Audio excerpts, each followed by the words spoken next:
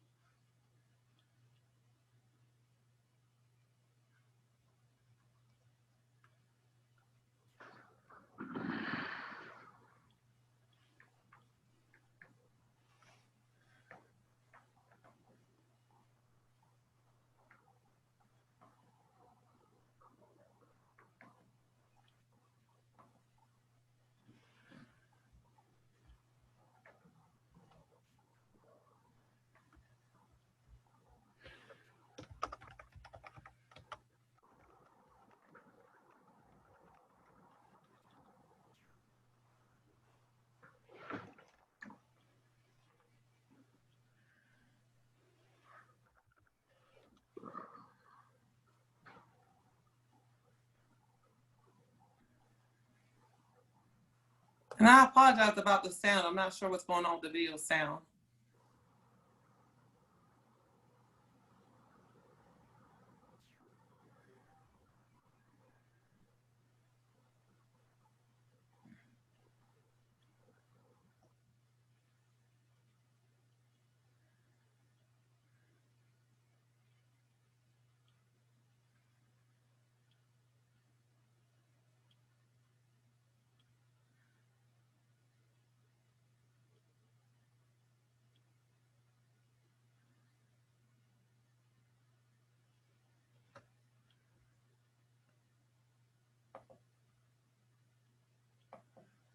Precision medicine may help healthcare teams find the treatment that will work best. This will help give healthcare providers the information they need to make tailored recommendations relevant to people of different backgrounds, ages, or geographic regions. African Americans continue to have some of the highest incidence, prevalence, and mortality rates from chronic diseases such as cardiovascular disease, diabetes, obesity, hypertension, mental health, and HIV/AIDS. Yet we comprise only 5% of clinical trials participants in America. Our focus and objective is to create awareness about how research matters in closing the health disparities gap. DREF seeks the assistance of national organizations, local chapters, sections, community leaders, and organizations to make the All of Us research program a successful endeavor. The influence, leadership, and participation of the aforementioned groups are needed to assist in promoting this groundbreaking opportunity. Individuals, groups, and organizations are welcome to assist with conducting and/or identifying outreach activities. Training, materials, and monetary resources may be available to support groups and organizations with approved collaborations. Please send an email of interest to researchmatters@deltafoundation.net outlining upcoming activities and events in which the All of Us research program can be included. For more information, please visit www.joinallofus.org/DREF.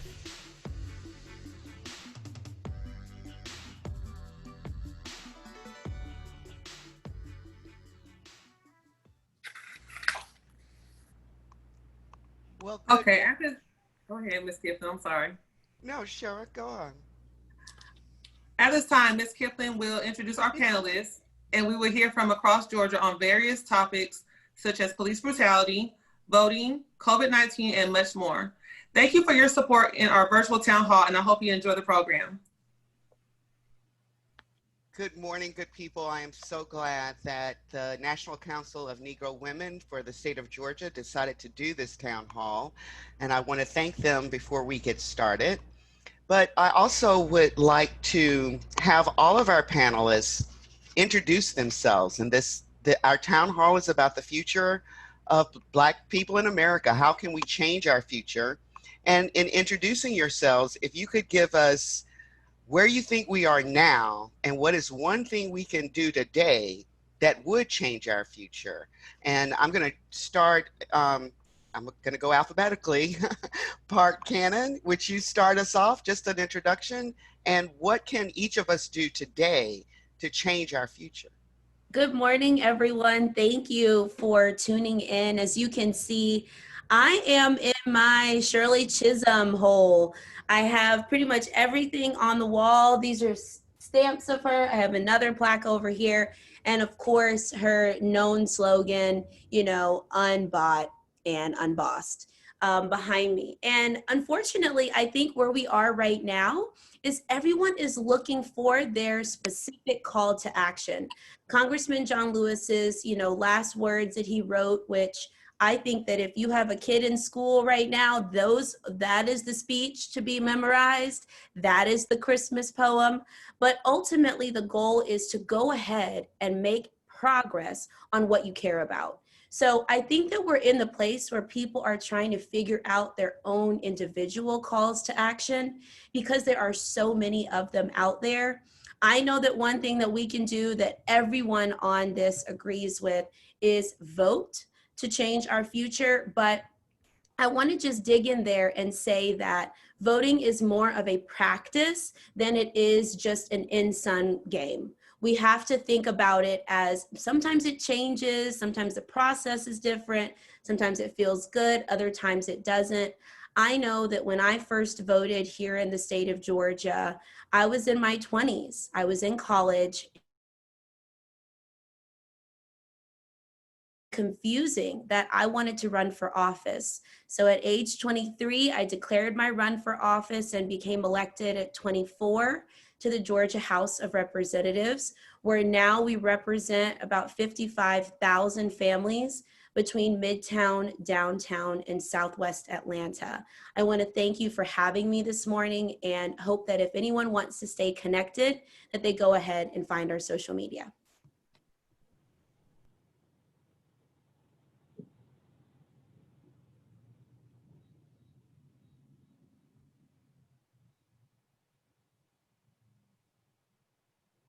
Ms. Kipling, you're on mute. Thank you so much, Representative Park Cannon. Can we please now move to Ms. Vivian Cody and tell us what is the one thing we can do right now today to change our future as we get into this discussion? Representative Cody? And you're on mute.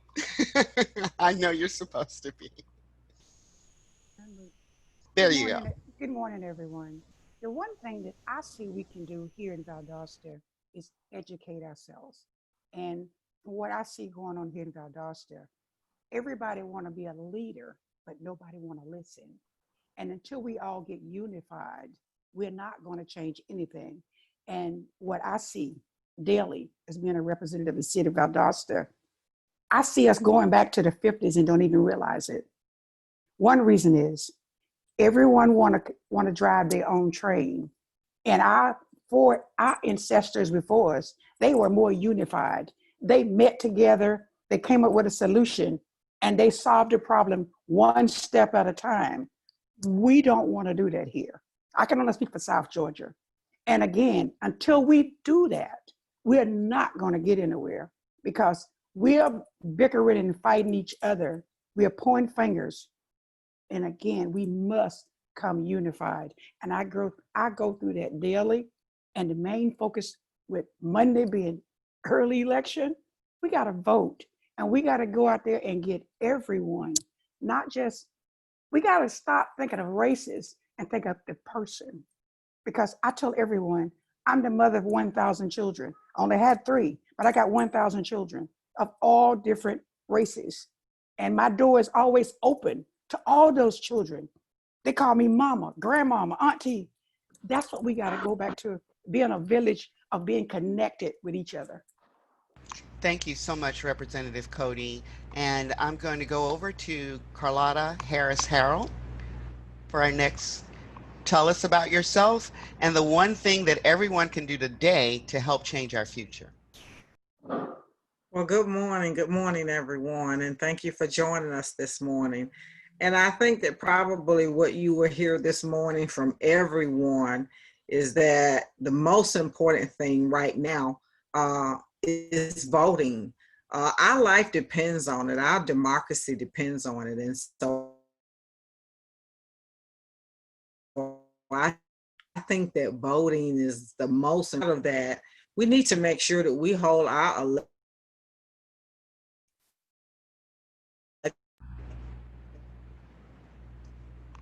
And Ms. Harris, you're cutting out on us just a little bit. You're cutting out on us just a little bit. Can you hear me now? Yes. Can you hear me now? Yes, we can hear you now. So, okay. So as I was saying, the most important thing is to vote and to hold our elected officials accountable. And I think by holding them accountable, then, we're able to get things done. And so that's what I would like to be able, I think that that's one of the most important things is accountability.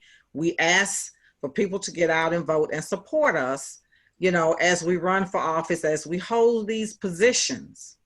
But we vote, but then we don't, there's no follow up, there's no accountability. And then, when things are not going as we think that they should be, then, there is voter apathy and people don't want to get out and vote. And, I just encourage everyone we have to unite and we have to just make sure that we are all singing off the same sheet of music. And that's what I think is important.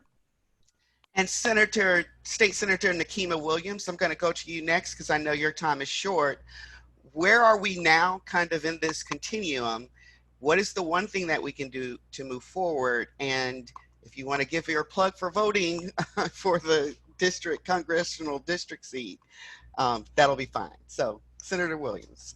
Good morning, everyone, and thank you so much for having me. I am State Senator Nikema Williams, and I have the honor of being the first Black woman to chair the Democratic Party of Georgia. But more recently, it has been the honor of my life to be the Democratic nominee for Georgia's 5th Congressional District, succeeding my, my hero, our international icon, civil rights leader, John Lewis, on the November ballot. We are in a time in this country where we can choose two directions. Congressman Lewis always taught us, if not us, then who? And if not now, then when? And now is our time. Now is our time as Black women in this country. Now is our time as Black people in this country. It is up to us. When we go to the ballot, I'm not asking you to go and show up because you're in love with somebody. I'm asking you to go and show up for the things that you believe in and who best represents those values.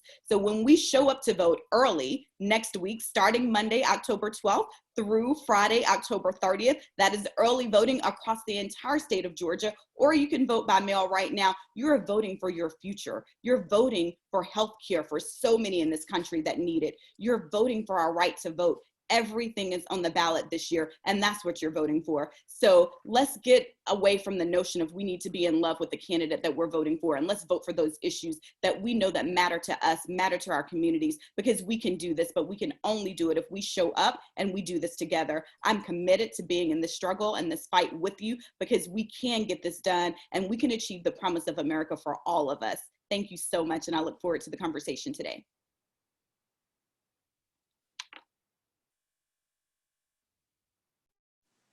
Ms. Kipling, Thank you, Senator Williams. And now we're next going to go over to Mayor Van Johnson for Savannah. Thank you very much, and good morning to everyone. My name is Van Johnson. I have the pleasure and the esteemed honor of being the 67th mayor of Georgia's mother city, Georgia's first city, Savannah, Georgia.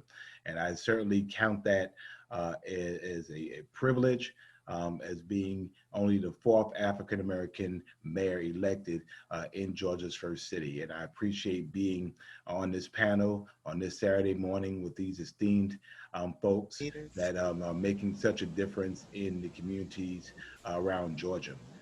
We are, in my mind, at a very unique intersection, one that we have not seen in our lifetime. it is literally where our past, our present, our future all interconnect. We have been in a pandemic that has quieted us down. God wants to tell us something. And we has given us an opportunity to slow down long enough to listen to the things we've never heard before, to see the things we had not seen before, and for us to be able to act in ways we've never acted before. This pandemic has exposed every vulnerability in our social service system. So therefore, those of us who were poor were poorer. Those of us who thought we couldn't be poor all of a sudden are poor. Those of us who were one paycheck away from that situation have found ourselves in this situation. And the answer is ultimately, how will we as the beloved community, how will we act? How will we respond to that? And in my opinion, the answer is to do two things. One is to be counted in the census. And the second thing is for your vote to count. We have a unique opportunity here in Georgia.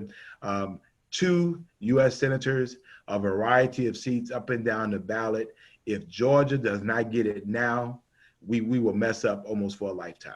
But thank you for the opportunity, Ms. Promise. Thank you, Mayor Johnson. And Representative Tarver, can you tell us, where do you think we are as a people? What do we all need to do? The one thing that everyone can do that will change the future. Good morning. I'm Ed Tarver. I'm, in addition to being the former United States Attorney for Southern Georgia, housed in the mother city of Savannah during the Obama administration, I'm also a candidate for the U.S. Senate in the special election.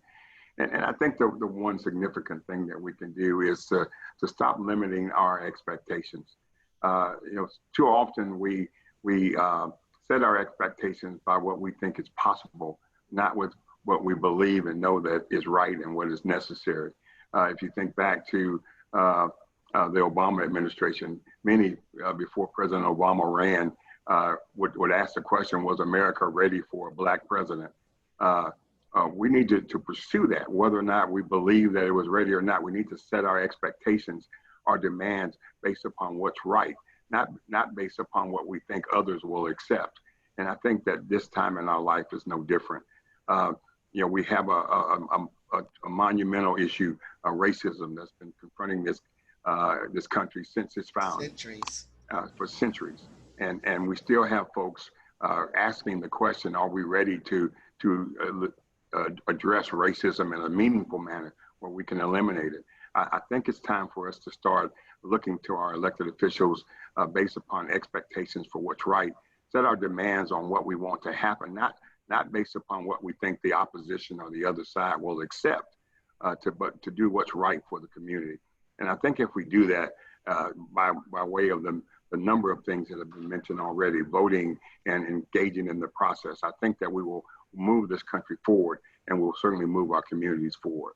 So I thank you for this opportunity to be a part of this panel. And I think these are certainly issues that merit discussion and dissecting. Thank you. And we're going to move over on my screen to State Senator Tanya Anderson. If you could tell us where you think we are now, a little bit about yourself, and the one thing everyone can do today to help change our future.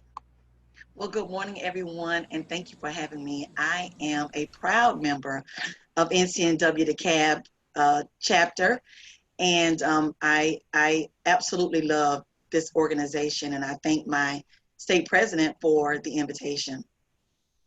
I am I have a love for my people. I am a 8-year-old girl, member of the NAACP. I am a former city councilwoman, former mayor, former state rep, and current state senator. And I know community, I know people, I know the process, and I'm glad that I embraced my call to elected office. What I see happening in our future is that one thing I see is that we have to not just vote, but we have to be engaged, and we have to be engaged early. You heard me say I was a member of the NAACP at 8 years old. We have to be engaged early. Not everyone is going to put their child in the NAACP at 8 years old, but we have a part to play, and we have to start young with our children. Senator Williams takes her son to the polls, and my little Carter is 5 now. we have to start the process early. We can even allow our children now to come to the Capitol and be a page. They can know how the process works. They can know, as they say, how the sausage is made. They need to know that there are laws being created to send them away for life. There are being people put in positions like judges and prosecuting attorneys and public defenders who don't have their best interests at heart. But if they learn the process early, they'll get engaged early, and they will take this seriously. It's at the end of the day that we have what we find ourselves in fighting for justice. We have ourselves still fighting for those things that our grandparents. That Congressman Lewis fought for, that our great grandparents fought, and I'm saying, God, you know, we're here at this point, and we have the energy, we have the strength, we are the strength, and we have the wisdom. They taught us what to do. Now we are the strength of this generation, and we have to move forward in a way that we can take over the world. I tell our young people, I love them. I have to see them as family members, as nieces and nephews, and I love the fact that they are vocal and their voices are heard. And when we peacefully protest, but I also tell them that our voices are heard loudest when we're at the polls. We turn out at the polls. That's the loudest we can ever speak. When we turn and flip this state blue, when we turn and send U.S. candidates that look like us to the state, to our nation's capital, the iron is hot, and we have to strike now. Strike while it's hot. It's hot now, and we're coming with the votes. I have 24,000 people in my district that have never voted before. They registered in 2018. I'm ready to send them to the polls. I have a partnership like none other that will turn out those 24,000 new voters. Now, I expect my voters to come to the polls because I am a responsive state senator. I am one of those state senators, elected officials who will respond. You call my office, I'm calling you back. You show up, I'm going to have a meeting with you. I am one of those people because I need the community to understand that we are here to represent you, and we represent you fighting on the front lines. And I'll talk about what just happened in this past session a little bit later.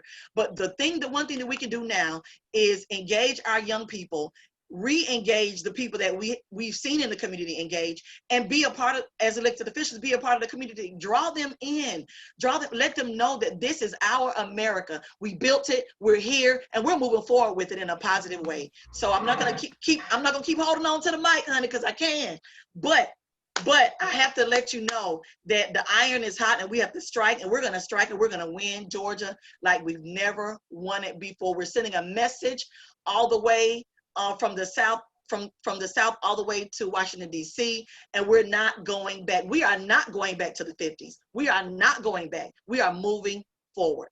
And thank you for having me.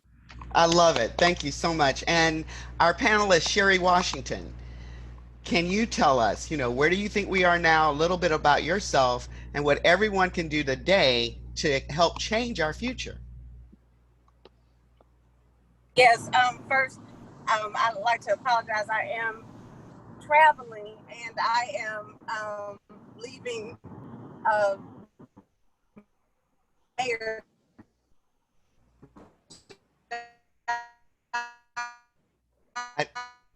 Sherry, I think we're going to have to come back. We've got a bad connection with Great you. City heading back to Atlanta, so excuse. I think we'll come back to Miss Sherry. And I think I've gotten everybody except Robbie. Is she there? I'm not sure. Robbie is with me.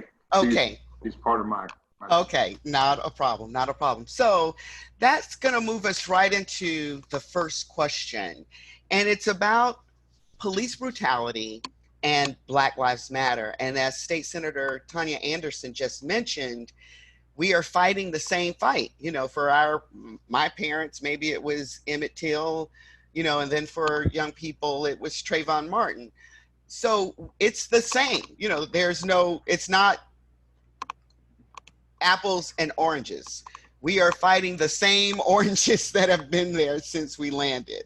So Black Lives Matter is an international activist movement all over the world. It started in our community. It campaigns against violence and systemic racism. In 2013, it started with George Zimmerman's acquittal. And I will say at that acquittal, I took my American flag down. And after listening to State Senator Tanya Anderson, I think I might put it back up today. But, you know, all of this kind of came between 2014 and 2016, and Black Lives Matter has been encouraged to support our community. But do you see a difference in Black Lives Matter, All Lives Matter, Blue Lives Matter? Can Black Lives Matter and make a difference where police brutality is concerned when we've gotten it turned around and now, you know, All Lives Matter, Blue Lives Matter, Peak Lives Matter? How can we make this stand as what it started? And Senator Williams, I'll start with you because I know your time is a little short this morning. Thank you. This is such an important conversation because we hear so much rhetoric from both sides, from so many people, and it's important that we as Black people have this conversation. Black Lives Matter. We need to affirm that. We need to continue to say that.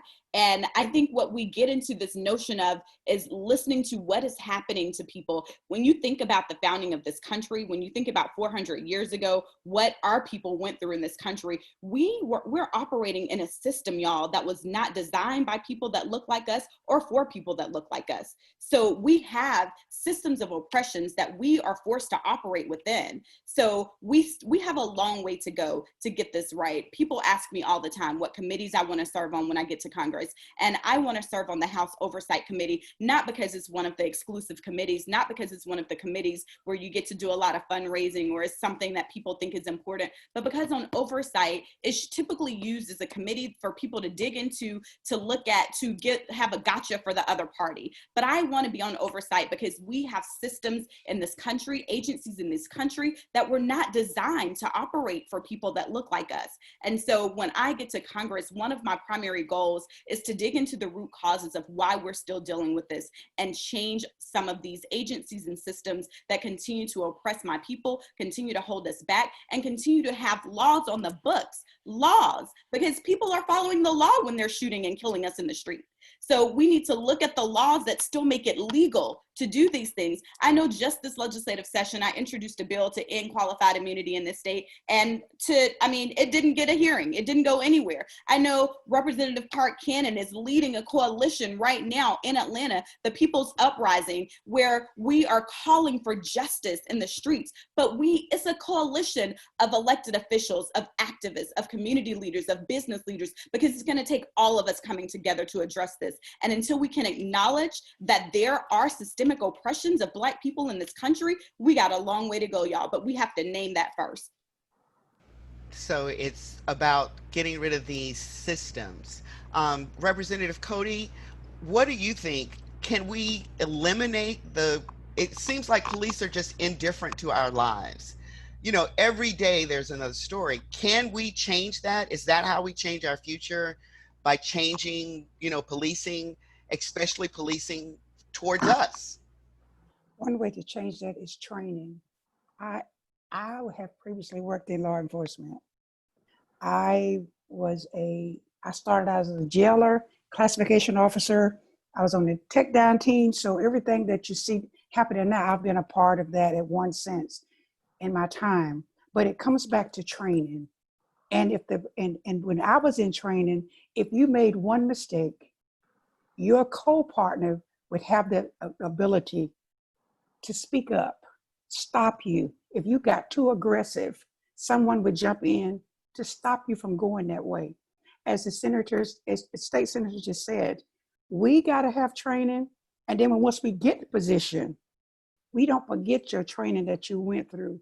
And we got to, just because someone committed a crime, they have not been found guilty until they have completed the trial. Also, if you feel that your adrenaline is so high, you got to know to step back and allow someone else to get in there. I'm going to go over an example. I had someone to throw feces in my face. Yes, my adrenaline was to take down, but it had went to the point I had forgot the badge. I had forgot the training. So my instructor push me to the side and put someone else up front. Even though you're still trying to get there, the training is to know how to de-escalate and how to escalate the situation. And that falls back into training. I agree. I'm gonna even tell you all something. Before I went in law enforcement, my daughter was killed. My only daughter was killed. The young man, in my sense, he bought the case. My words were, I'm gonna handle that. For 10 years, my goal was to do an eye for an eye. But for some reason, God blocked all of that. And I went in law enforcement. Yes, the first person that fell in my arms was a young lady that had admitted a crime of killing someone. That was my trial. So I went from step to step to step to know it falls back to training. Once you get to training, you got to know when to fold and when not to fold. That's what I see coming back with us. With Black Lives Matter, I'm all for Black Lives Matter, but you still got to go back to the training. When to exceed, when not to exceed. And that's something that you got to hold the politicians at fault. You got to hold people that's on boards at fault. And the community got to work with you to help you get a change. You cannot get out there and change something as a politician by yourself. You got to have the community involved with you. We're going through something here in Valdosta now. My door is open. Ever since I've been elected now 5 years, every time someone come to me, if I can't get an answer, I tell you, give me 24 hours. I'm gonna come back. If I have to call to Atlanta, anywhere, Savannah, I'm not gonna stop until I can get an answer for my people. I love that. Rep. Park Cannon, if you could share a little bit about the law that you're trying to get in place to end immunity, the qualified immunity, and is there anything we can do about the no-knock warrants? I've never heard of a white person being killed because of a no-knock warrant. You know, it's like white people get houses with no-knock mortgages. How can we get these laws changed that, as people have said, are almost in place to keep us oppressed? Absolutely. You know, as it relates to Black Lives Matter, just like you said, Kipling, that was the night during the Michael Brown ruling that I decided to run for office. I sat outside the state capitol. We were shutting the highway down. You know, I was a member of BLM, you know, at that time. As it relates to Blue Lives Matter, it's still so relevant, you know, in the narrative because it still uses itself to pit back and forth. I know the day that the hate crime bill was debated, again, a year after it had already passed the House, back in the House, which was this June, they decided to put the police protection bill up before to make sure they had their votes. And where was I? I was at Rayshard Brooks's funeral. We had to leave from his funeral to come back. So this conversation, you know, they took it up to the media. You know, they took it up and were like, Representative Cannon is talking about police, you know, as Klansmen at the Capitol. No, what I was talking about was, why are we not making it easier to make sure that there are no bad apples, as people would say, in the force? Because people say, oh yeah, it's just a few bad apples. No, we know what it does. It rottens the bunch very soon. And so, you know, we then hear it extrapolating to all lives matter. This is a reporter, an Atlanta reporter, well known. She just was reporting on whether or not we should change Henry Grady High School. Polling place, reason why Park Tavern happened, because it was under construction. Atlanta Public Schools. Okay, she says, no, it shouldn't be something civil rights. It should be something like, you know, Confederate and civil rights. So it should be the Henry Grady Yolanda King High School. What? No, that is all lives matter without saying it. No, that is not where we are going. Where we are headed is being able to say Black trans lives matter, being able to actually articulate what that means within the law and how we do that. So yes, we have been working, you know, we've been working on the no-knock warrants issue, but Representative Abel Mabel has been working on that since our grandma One of our West End grandmas experienced that. So it has been, testimony after testimony. And, unfortunately, I do think that we have to give more testimony at the state capitol. If we want to get House Bill 636 passed, which is our police accountability log, just creating an report of use of excessive force, period. That's it. I know there are ways that some can be more general, more specific. Maybe one was an alarm system at a small business and another one, involves some level of takedown. But we need to have some sort of log. And, right now I can only call for the public to just stay engaged. They're putting an 8-foot fence up at the state capitol right now. They have been more militarized than ever. And we have felt that, Senator Williams, we've all felt that, So we definitely just need to continue to bring our testimony to these issues, articulate the differences, and move that policy. We're ready. We know how to, do the hearings. And so that's why we want to flip the House with, awesome candidates across the state. That's why we want to, strengthen down. So thank you. Thank you for those questions. And Mayor Van Johnson, you are the mayor. You are in charge. Do we need to go through this judicially to try to change some of these rules? In cases like Breonna Taylor, George Floyd, what do we have to do to get these changes through? Well, Can you as mayor do an executive order? Well, no, actually I can't. I've been accused of doing that already, but I think there is a couple of issues, and I wanted to go back a little bit about the Black Lives Matter. Black Lives Matter, in my mind, is really more than a group. It's really a movement. And so when you hear about people talking about Black Lives Matter or Blue Lives Matter, I liken it to an analogy of a fire department coming into a neighborhood. All houses in that neighborhood matter, but the house that's on fire is getting the attention. And so, I think, when you're saying that Black Lives Matter, you're not saying that to the exclusion of other lives. You're just saying that in this case, in this situation, that you have a house that's on fire. You have a unique situation that requires our immediate and emergent attention. And hence, that is where we are. My perspective on this is a little different. I've been a law enforcement officer for 25 years. I've been a Georgia law enforcement instructor.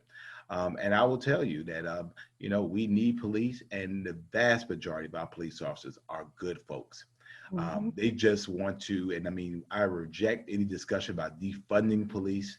When people say defunding, they don't know what they're talking about. Defunding means to not fund.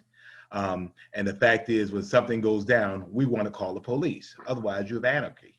But I think what we're saying, what we've been saying, is that we have to reimagine how police departments operate throughout our state. And certainly, let's look at what the cultures are. I think law enforcement officers in Georgia are trained a lot. The issue is the culture of what is permissible. And that is done by changing behaviors and changing hearts, which is part of the reason why I became a police officer. I didn't like what I was seeing, so I went and became one.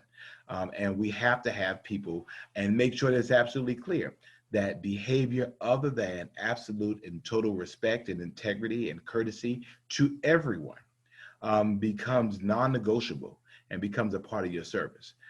To that end, I have appointed a task force to look at our use of force policies here in Savannah. They've issued 12 interim recommendations already. We were very happy and grateful that our state has finally passed a hate crimes bill, so we're not now one of the 4 that were left out. But there are other things that we have to have help from the state to do. In Georgia, we have laws that guns are everywhere. Well, we can't be mad when guns are everywhere because the law says that guns can be everywhere. We just know that is an issue for us. I've signed along with other mayors in the state for us to re-examine our stand your ground law, which is a major issue because people are using that as an absolute defense. And there's no duty for a person to retreat. So it's just like, I just go ahead and shoot you. And that's how it's going to go. And so I think that's something that we have to be able to address as well. And finally, and probably in Savannah as it relates to the elephant in the room, and I'll go ahead and address it because what occurs in our city, we've been blessed not to have these incidents that have happened across the country as it relates to, police on Black people issues. Black lives have to also matter to Black people because in Savannah, Black people are shooting Black people. And so I think the work comes that the same things that we're expecting of police officers, the same thing we're marching for, demanding of police officers, we have to also demand of ourselves that we're going to value life, we're going to value the right to disagree, but we don't have to be violently disagreeable. I agree that we can have the right to disagree and we don't have to be violent about it. And one of the things that you bring up is the fact that our community likes policing. The three strikes your outlaw passed overwhelmingly in District 5 when that law came up in the early 2000s. We call police, we believe in policing, but how is it that we can't get that respect in policing? Well, I think it goes to a couple of things. First of all, we have to become the police. You can't turn around and say, oh, well, it's them, and you're mad because people that look like you don't police your communities when people from your communities that don't understand the way you live also don't become a part. And so we've been trying very hard to be able to recruit individuals with the good hearts, so to speak, to be able to do that. The other thing that's interesting, although we love policing, historically, Black folks have never depended on police to police their communities. We police our own communities. You know who my neighborhood watch was? It was my grandmama and all her friends up and down the street. If you didn't look like you belonged on that street, you see those little shades go and you see those eyes looking, they're gonna call. And they're gonna be like, who is this? If you see kids on the corner cutting up, doing things they should not be doing, each adult had the ability and the absolute authority to be able to check any child on there. You got check coming down the street and then you got check coming home. And nowadays, oftentimes we're often so afraid to even say anything to anybody else's child. Because the parent might come out and say, don't you say anything to my child. I think, again, this is a time for us really to reevaluate where we are across the spectrum.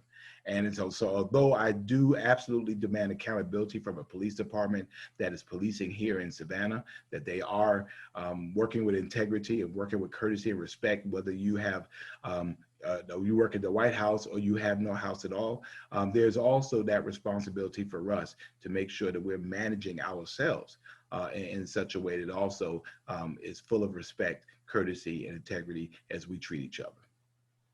So, does anyone have anything to add differently about Black Lives Matter and justice with the police before we move to another topic? I don't want to leave any. Yes, I just want to agree with the mayor in Savannah because he and I practice speaking the same words. And this is what I keep saying in Valdosta. We got to get to know our neighbors. We got to go back to know who live next door to us. It's not all the time about, I can't say anything to your child. It's how you present yourself to your neighbor. We got to go back. It falls back again to you being capable of going next door. If someone moving your next door neighbor, you go out there and introduce yourself. If they be rude to you, so what? You can kill more, as they're saying is, you can do more, but take a lemon and make lemonade out of it. Keep speaking every day. Eventually you're gonna break that person down. In the area I live in, this is what I teach every day in my district. I teach every day in the street I live on. We have this thing that if something is going on, this person calling this person calling this person. By the time the police officers get there, everybody can tell him where to go at. And again, it's not about not believing in the police officers. It comes back to us being a village and going back to know each other in your neighborhood. If a kid is in the street after 6 o'clock or first dark, I ask daily, what's your name? Where you live? What's your mama's name? And to the point that on the street I live on, they call me the police. Can't go down that street, the police live on there. And that's what it goes back to. I mean, these are adults saying these things about me. They'll avoid the street I live on. Because they said, she gonna tell it. If she see it, she gonna tell it. If she don't tell it, she's going to go to your mama's house. Those are the things we have to go back to. I do. I'm sorry. I remember those times. By the time I got home, my mom had already known what I did because, you know, a friend had called. Yeah. I Just go old school. Ed Tarver. I certainly would just like to interject that I believe that I agree with Mayor Johnson that the Black Lives Matter movement is a movement. But I also want us to not limit our expectations, our demands for the type of change that we need in this country. You know, systemic racism is not just a police issue. It's an issue that's felt in every segment of our society. In the economic sector, when you go into how many African Americans, how many Black people have gone into a financial institution for assistance and believed and have experienced different treatment based solely on the way that they look. It's in education, it's in healthcare. And so we shouldn't just narrow our focus on racism as it relates to police interactions with individuals. We need to strive to eliminate racism in every component, every aspect of our public life. And so I would encourage us not to limit that. And then I also would urge us to focus on the justification for the exercise of the enormous discretion that we give to our law enforcement. You know, too often we hear about how dangerous the job is, how they're required to make split-second decisions, and we use that as justification for the injuries and the deaths that come out of the interactions with police. But the reality is that a lot of the reactions are based upon fear and based upon some type of implicit bias where they think that people who look like us are somehow more dangerous or less trustworthy. And so they feel like they're justified in acting prematurely or acting more aggressively in terms of their interactions with us. And so I would certainly expect that we would expand our expectations, our demands for what's appropriate from law enforcement, and not just continue to decade after decade after decade to rely on the fact that they are working in dangerous positions, that their lives may be in danger, and that using that as justification that whatever happens is appropriate because they are law enforcement officers. Well, as you mentioned, it is systemic, and that brings us to the next session on the pandemic. And I think it was already mentioned earlier how this pandemic has literally ripped down the shades to the need in our country, you know, for food, the number of people that are food insecure, the digital divide, everything has come to the forefront because you can see everything so clearly. You know, that isn't fair. We know that this disease is impacting, you know, Black and brown communities, and we may as well say poor communities, because it's the people who are in the poor communities who have less access to good food and good diets, less access to the ability to exercise. These are the people that are getting hit the hardest by this disease. In our state, the majority of people who have died have been African American. So as we think about these disparities, and almost all of them can be traced back to racism, you know, redlining in poor communities, as Mr. Tarver mentioned, the financial part of it, the health part, not having good access to health care. I did a program with MARTA, and some people had to choose between going to the doctor, a round trip ticket costing $5, or buying food. And that's something that the majority of people in 21st century America never have to think about. But in our community, quite a few people have to think about that. So now that this veil has been lifted, what can we do about this system in the healthcare arena that has not treated us very well? Even in the video that we saw earlier about research, one of the reasons it's hard to get us to do the research is because of Tuskegee. We know people who went to the hospital feeling sick, 2 days later they're dead, but they couldn't get, you know, admitted. We know Black women suffer from immortality in giving birth. You know, Serena Williams had to beg the doctors, I know what's going on. If you don't give me this, I'm going to die. So how do we address that issue and that future? How do we bring about what's called health equity so that this zip code people are dying at 50 and the zip code next door they're living to 80? How do we address that issue? And I think I'll start with you, Ms. Harris. Ms. Harris-Harrell. Okay, great. Thank you. Well, you know, I know for a fact that here in Georgia, over the last several years, many of our rural hospitals in Georgia have closed.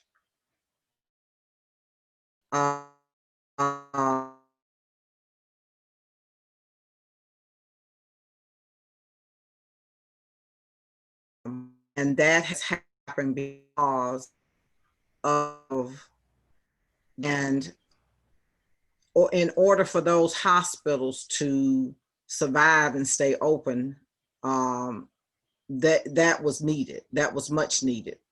And so you already had disparities in rural and South Georgia already, with not having enough gynecologists, not having enough a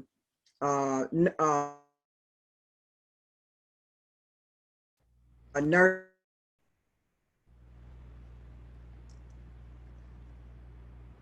So I think one of the things you're and okay. Do the thing. I think one of the things Ms. Harris-Harrell is explaining in that, because in our state we did not expand the ACA, which means a lot of counties now, the nearest hospital is about 250 miles. And if you are in trauma, correct, you might not make it 250 miles. And I don't know, I know we've got some representatives here. What is it looking like for the expansion of ACA? I think they had talked about taking that up under Kemp because of those rural hospitals closing. State Senator Tanya Anderson, do you want to share a little bit? I am so glad you asked me. Yes, I do. One of the things that we have experienced here in Georgia, I'm going to try to keep it just to the ACA because I have so much that I can say, is that when President Obama presented the Affordable Care Act, there was resistance just because he was a Black president. And we know that throughout the 50 states of these United States. But specifically in Georgia, there was continuous pushback because we have a majority Republican legislature. We fought. And I tell people, there are times when we see the right thing to do, we want to do the right thing and we push for the right thing. Then there are times when we have to fight against the bad thing. So we spend as much energy fighting against the bad as we do trying to implement the good. But the one thing that happened in Georgia is we kept pushing for it. We still haven't gotten the full expansion of Medicaid. What we've gotten is vouchers. Well, those still only serve a certain portion of our state, and there's still people that don't look like us. So the point in that is saying, okay, we'll take a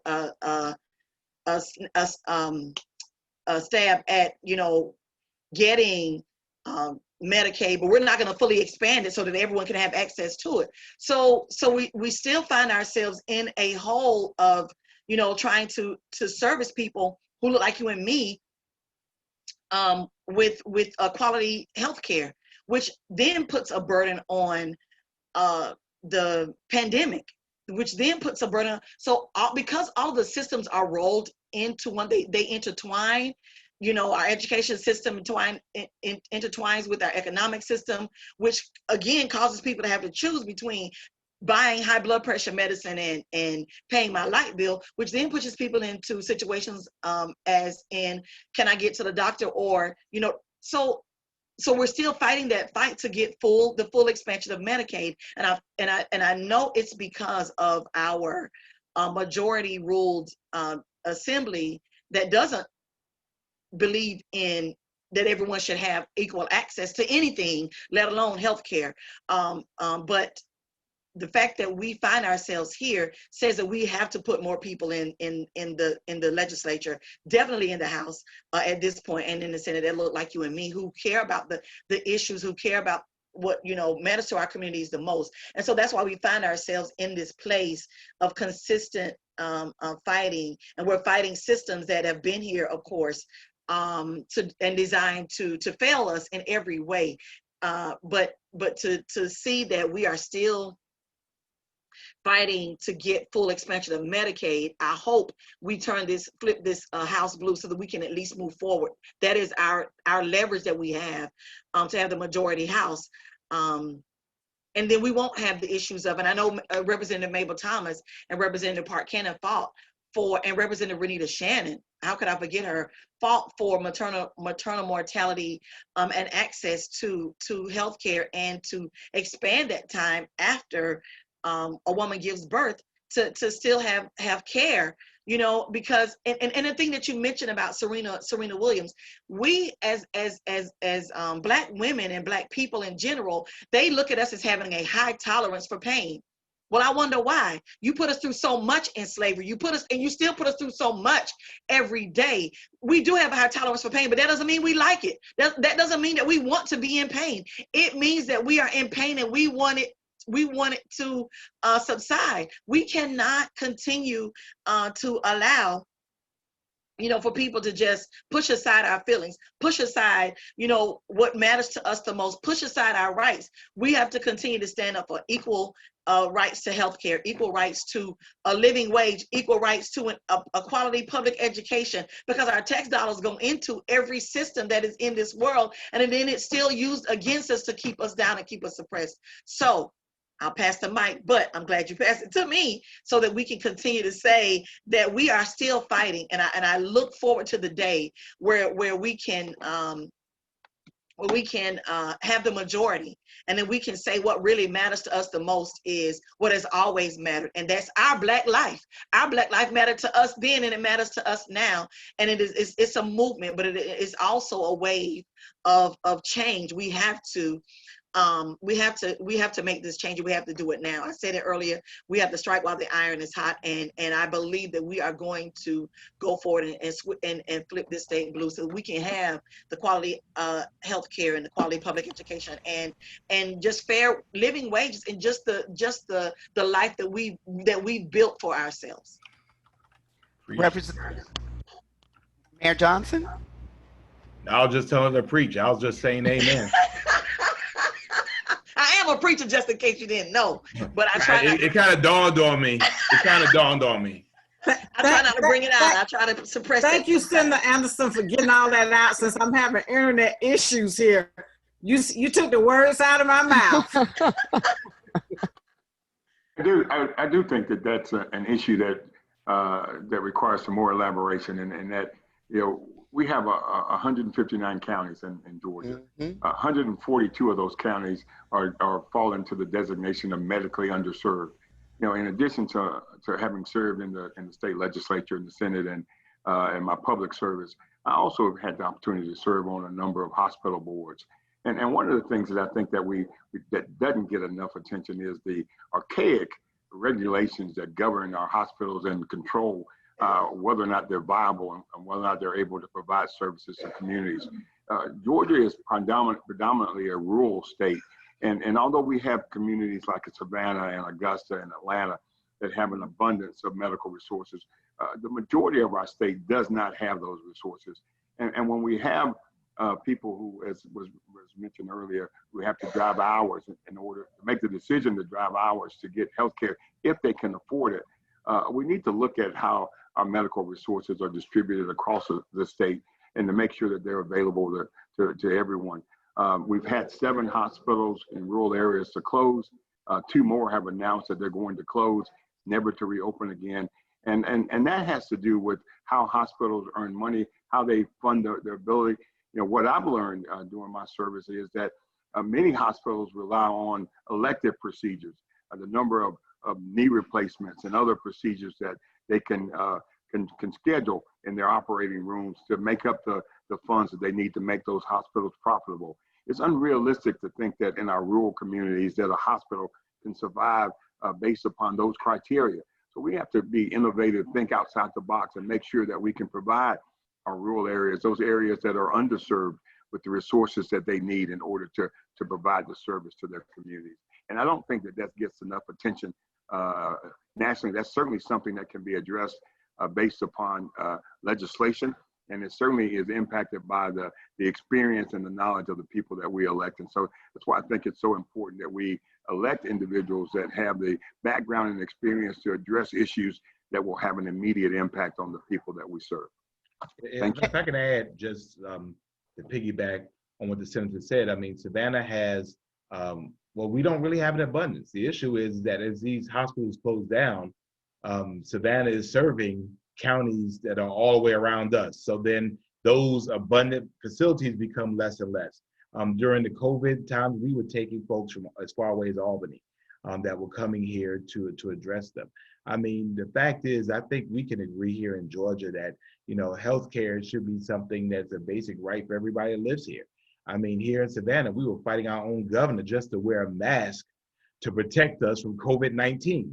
I mean, there's something wrong with what, you know, about what we think are the common denominators about what people, I mean, to me. And he doesn't have that right, Mayor. He doesn't have the right to tell you that. Well, he didn't. That's why we still have a mask mandate. But the fact of the matter was that we even had that conversation in which we were the laughingstock of the world. I was contacted by news agencies of the world that said, why is your governor suing one of your cities?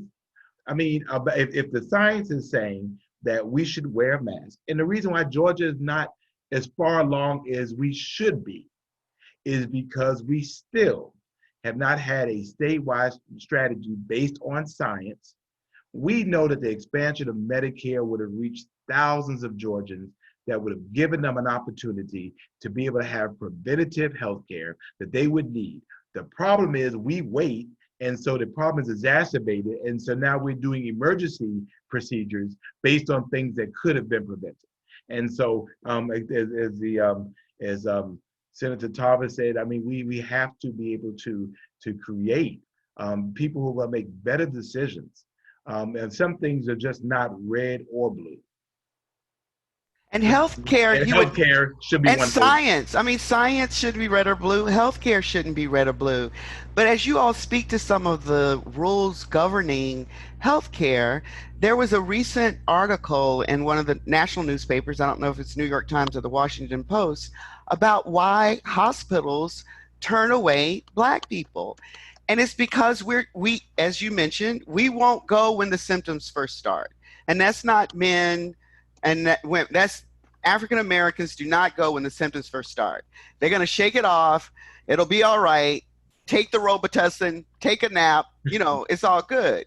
Olive oil. Yeah, so by the time we do go, the ankle that was just sprained is now broken, and you've broken a bone some kind of way and moved a tendon some kind of way because you walked on it for a month before you even thought to go to the hospital to get an x-ray. So even and a lot of that comes from not being able to afford it. A lot of that comes from not being able to afford it, which is where, you know, the previous comment about, you know, a right being a basic right. And it's a lot again, it's because in our community, we sometimes just cannot afford it. And so when you do get there, you're sicker. And that is part of this systemic thing. Not only are you sicker, it's going to cost more to fix you. Yes. So you have high blood pressure, you can't get your high blood pressure medicine, then you have a stroke. How is it that we can turn this around? How can we turn it around in our community, but also in hospitals? Because hospitals are paid by you not coming back, you're getting well and going home, they get bonuses. So they don't want us to even come because they know we're coming late. We don't have insurance. We don't have money. We might not do the follow-up appointments because we have 2 or 3 jobs or, you know, what have you. I mean, that's a whole culture change in our healthcare community and in our community. But how can we change that so that we can start having some healthcare and some health equity in our communities? I know that's kind of broad, but any ideas? I think education and requiring resources to be put into our community. First of all, I mean, we have to have the resources there, but then we also have to educate our community on preventative care. I think that that's the key, is preventative care. So you don't wait until you have pneumonia, but if you have the sniffle, you need to go to the doctor when you have the sniffles, and don't wait until you get full-blown pneumonitis. And so therefore, piece, but then you have to have resources and clinics in the community so that people will have accessibility as well. And so we find funding for everything else. We can find funding for everything, but we don't want to invest in funding to have clinics and healthcare facilities in poor communities and in communities of color. And again, that's why it's important that we vote and we elect people that are going to provide these resources in our community.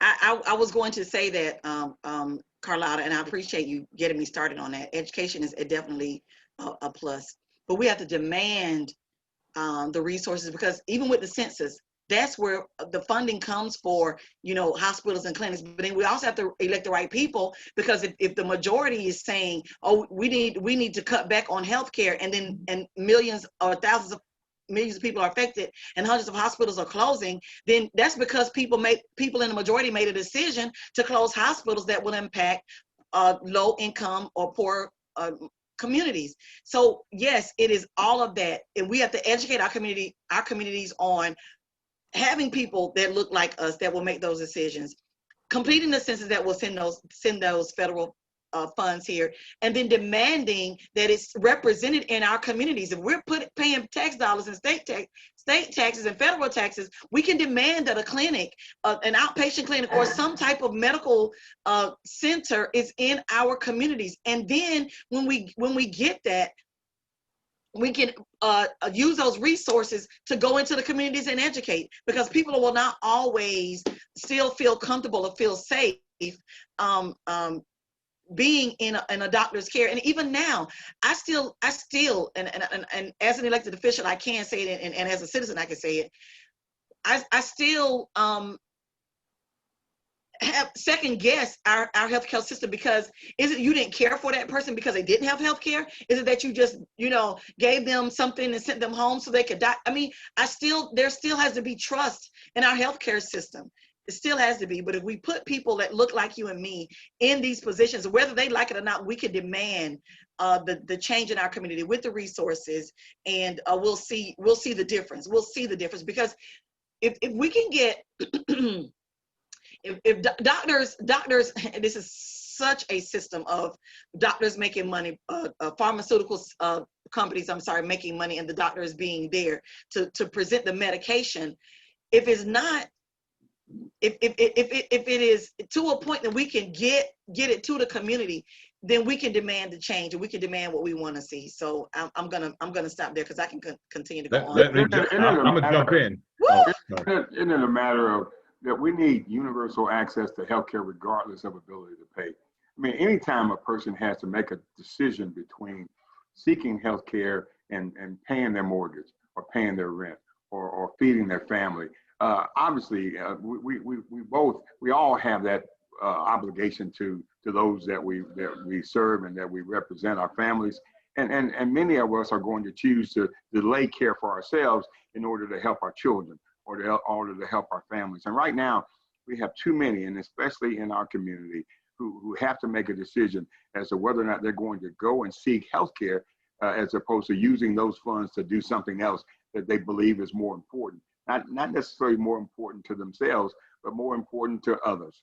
And so we've seen what can happen when we are committed as a country. This country, we just tried to give every adult in the country $1,200 to do with whatever they want. But why can't we take that same approach regarding healthcare?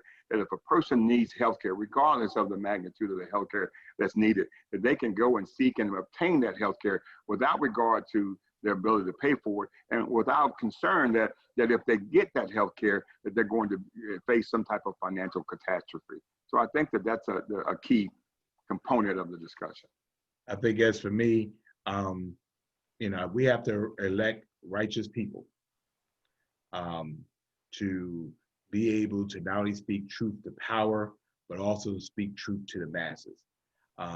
And although I would love to say that we should elect people to look like us, I've learned that sometimes our skin folk ain't our kinfolk. And sometimes our kinfolk ain't our skin folk. So if you love people and you understand very clearly that, as Senator said, that universal health care should be a right of everyone, then I'm on your team. And Representative Cannon, did you want to add anything?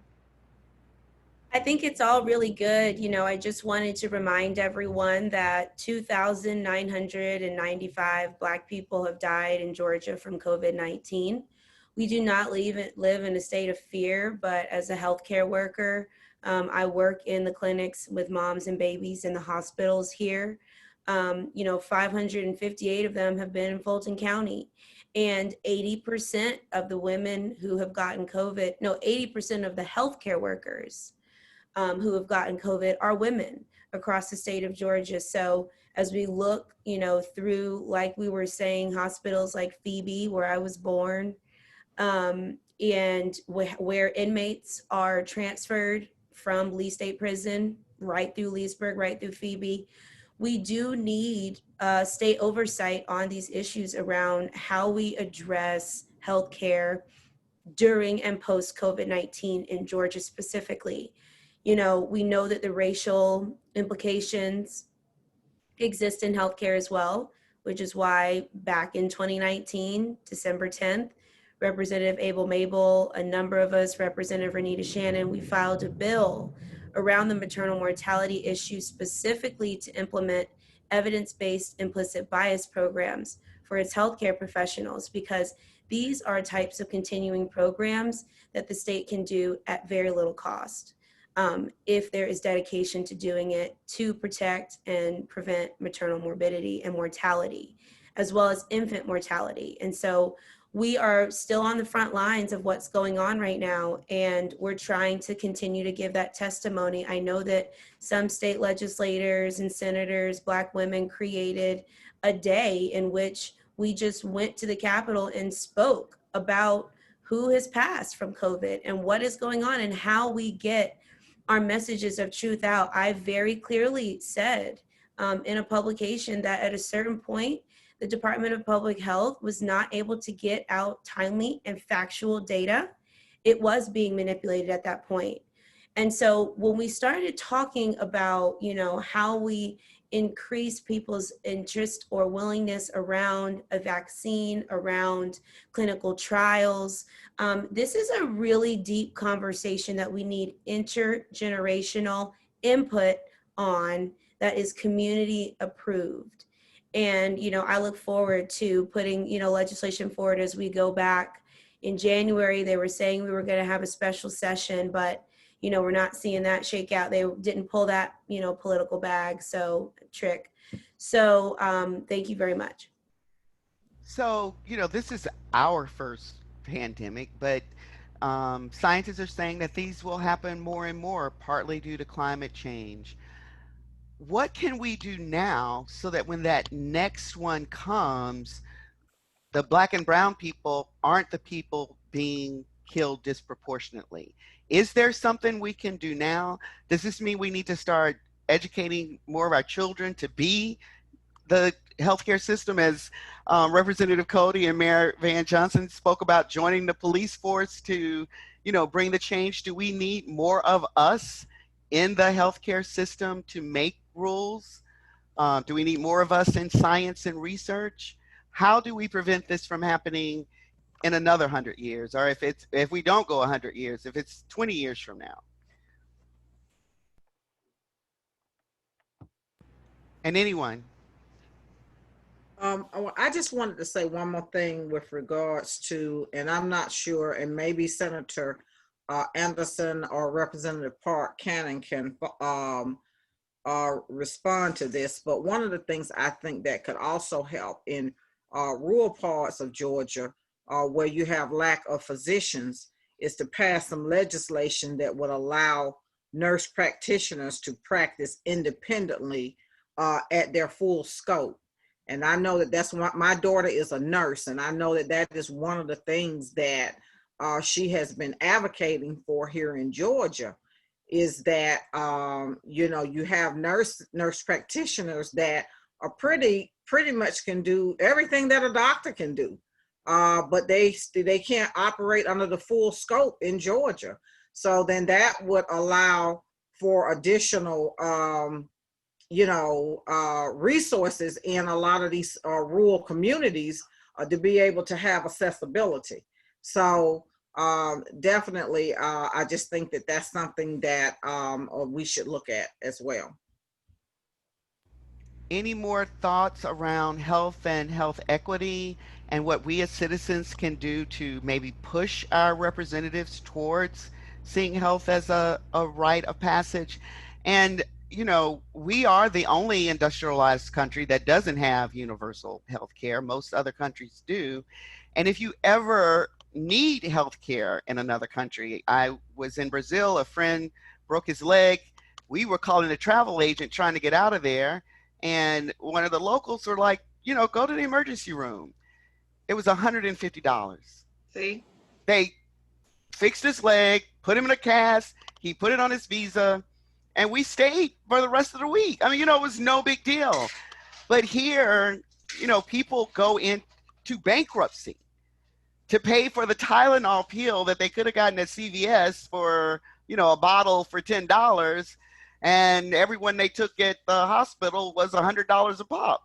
What is it that we can do, around this issue to help move our country forward so that we do have health equity in our community? I think I'll say, go ahead, Mayor. Go ahead, well, Mayor. I was just going to say very briefly that when I got into elected office 16 years ago and since then, is that we have not really ever spoken as a united voice to our elected officials.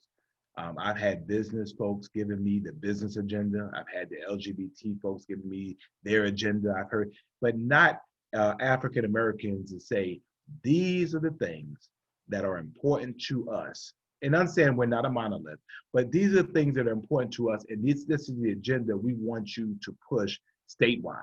If you're going to represent us, if you want our support, these are the things, whether you're in Savannah or Valdosta, whether you're in Atlanta, wherever you are, we're speaking the same language. Right. Therefore, no matter what level we're on, if it's on the city level, the county level, the state level, we all have a uniform set of marching orders. And so I think if people are talking about this and we're able to create a situation that anyone seeking office in whatever capacity they're in is speaking the same language, that healthcare is important, healthcare should be universal, healthcare should be a right, then that is an issue for us to be able to deal with. Well, we have issues of poverty. The fact of the matter is that everybody can't pull out a credit card to be able to pay for their bill. And if you're in a dangerous or emergency situation, in some areas, if the disease or the illness doesn't kill you, the emergency bill will.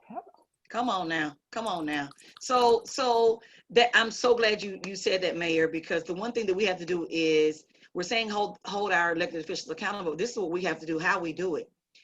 You send emails, you write letters, and you don't just, not just to your representative, but to the people on the committee, to the people who are making the decision, to the governor, to all those people who will impact our state in the manner of healthcare.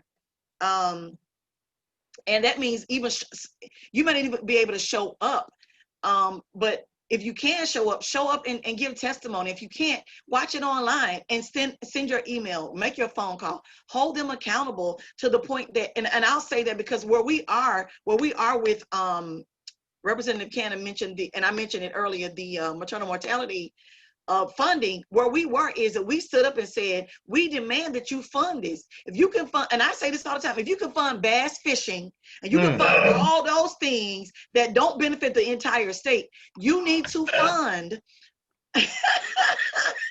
You need to fund maternal mortality. And guess what happened? They asked for a certain amount in the House. We matched it in the Senate. Our partnership came together and we demanded the money that we got. We have to continue to push for, and you have to have voices like Representative Cannon, like Mabel, like Senator Williams, like Senator Tanya Anderson, who will continue to stand for the people until we get us something. We're not going along to get along. We are demanding change. And if you continue as a unified front, I appreciate that. I was about to say, Pastor Mayor, if we continue as a unified front and speak in one voice as a Black community, how do you think the numbers came out with COVID? We demanded that we see the numbers for Black people. We demanded, thank you, Park Cannon, we demanded for seeing the numbers for Black women. We demanded to see the numbers. How does this affect the Black community? We kept at it behind the scenes. We demanded the State Department of Public Health to give us those numbers, because we're not, that doesn't tell me that it about my community. You're giving me a general scope. You're talking about yourself. You're doing a general survey. You're surveying people in Buckhead. You're not surveying people in Bankhead. Okay, you're surveying. You're choosing where you want to do this work, and we're demanding that you do it in our community. We're paying the taxes. We're representing the people. We demand the change, and it comes from contacting your local officials as well as your state officials and your federal officials, because we've even brought the congressional delegation of Georgia together with us to now say, let's walk in sync, let's walk lock in step, so that we can make and demand a change from the federal to the state to our county, to our cities. And it takes a different look. It takes on a different look, and having the right people, the righteous people, the people who will be the voice, makes the difference. You gonna make me shout up ahead of stuff. I know. It's Saturday. It's Saturday. I'm trying. Come on, hold back now.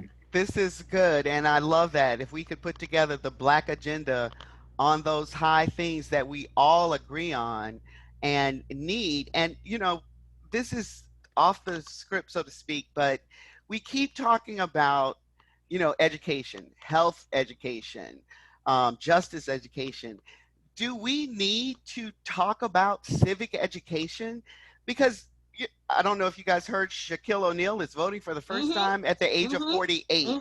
I registered to vote in high school at 17. Yes.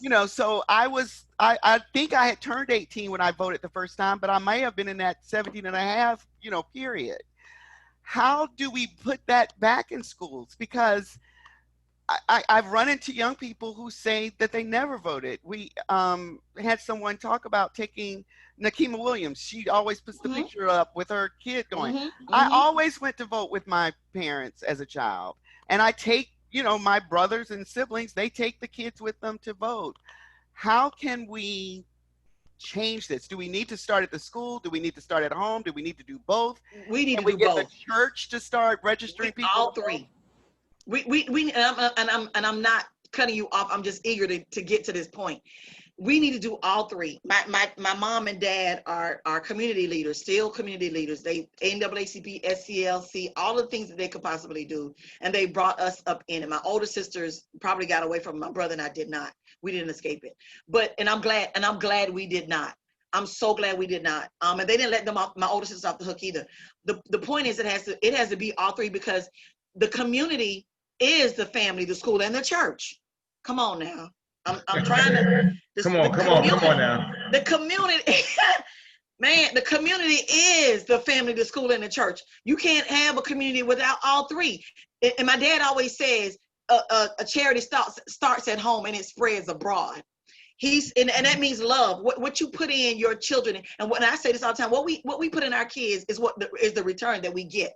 So if we don't start early, we're not going to get that. They're going to be 48 and just voting, because we didn't put that in them. Because what's in will come out. It takes the church.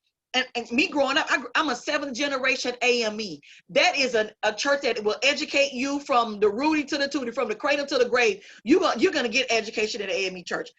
What I learned in my church is we have to be civically engaged.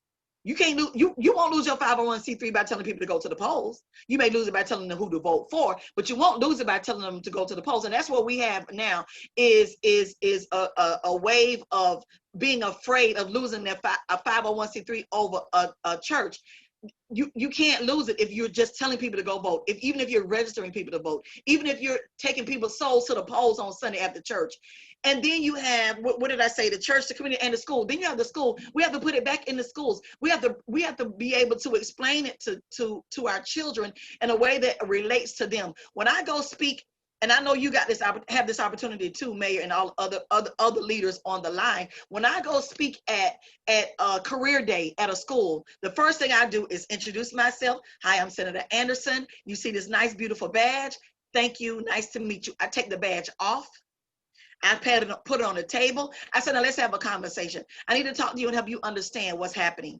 What happens is they're creating laws to do A, B, C, D, E. This is what we do, but this is what the intense part of it.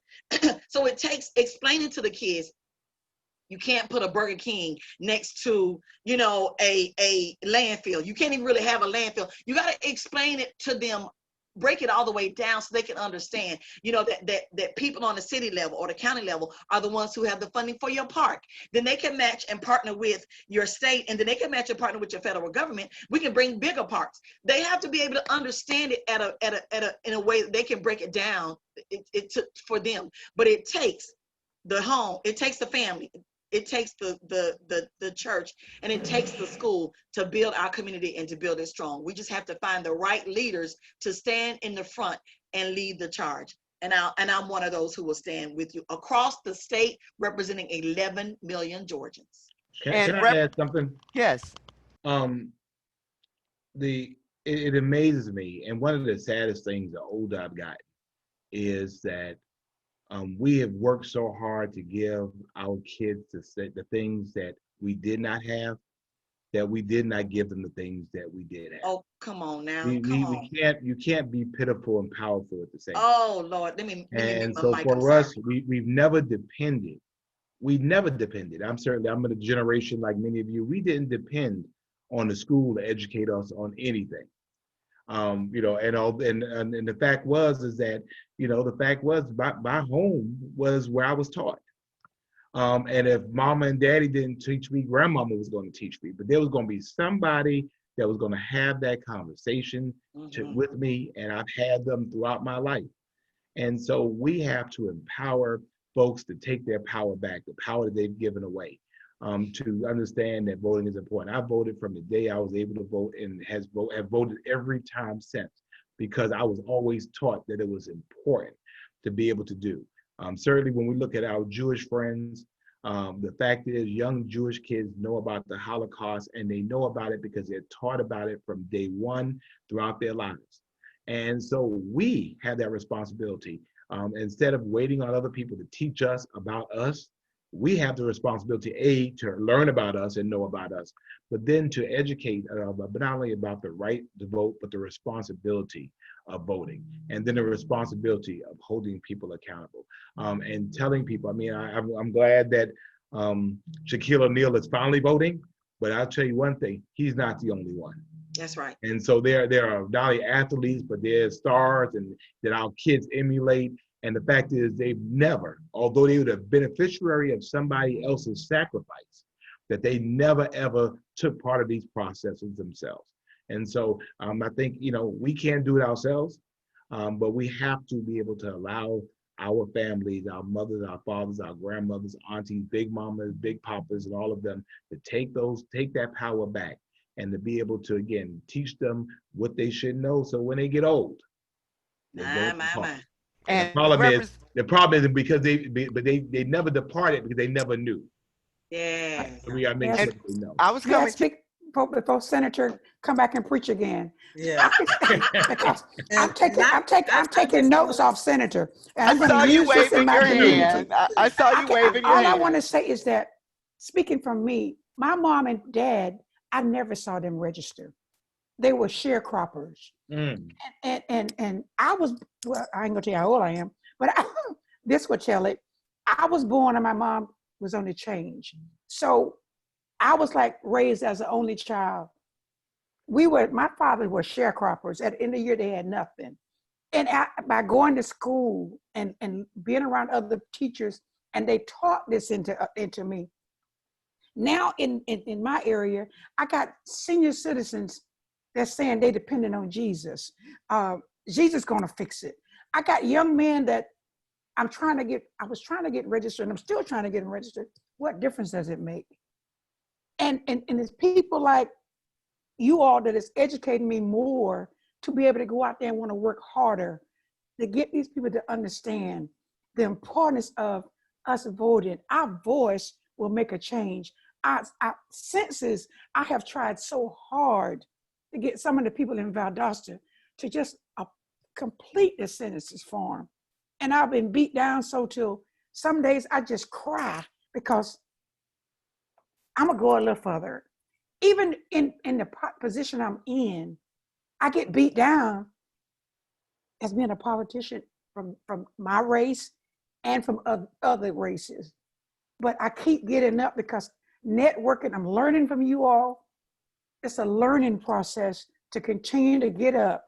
And State Senator, I just want to say thank you.